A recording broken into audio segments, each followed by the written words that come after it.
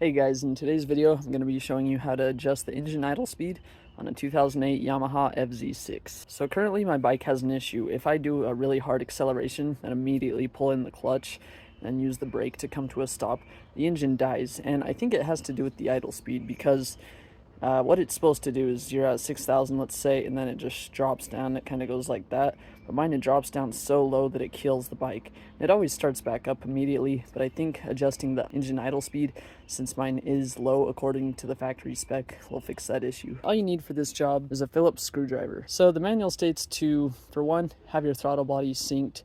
That's a whole nother service job that's a little bit complex. I don't have a tutorial for that, but you can find one on YouTube. 2, it says to let the bike idle for a long time. So when you first start the bike, here on the screen you can see the temperature. It says 184 degrees Fahrenheit. Mine always rides between 165 and 185 when it's really hot. Sometimes this will say low if it's a cold morning and you just start the bike from a cold start. So just ensure that this is in your riding temperature. So for me, that's 165 to 185. Anywhere between there. Let's go ahead and start the bike and adjust the idle screw.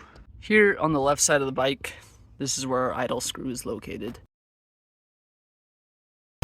So as you can see, mine idles currently at about 900. The manual states it wants it between 1,250 and 1,350. So this bottom line is 1,000. Here's the 2,000. That middle would be 1,500. So we want it right in between this bottom line and this middle line. So if we twist it clockwise, that'll increase the idle. If we twist the screw counterclockwise, that'll decrease the idle. So let's go ahead and increase it up to 1250.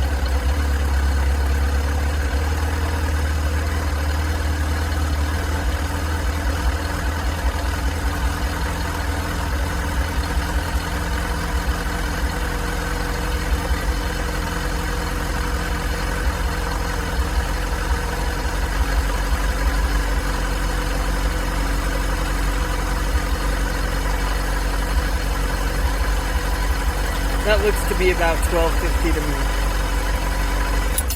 So there you have it. We've now adjusted the idle speed on my Yamaha FZ6. Hopefully that'll make it easier when pulling away on a hill and not kill it when I release the clutch. I'll keep you updated in the next video. Thanks for watching. Subscribe for more.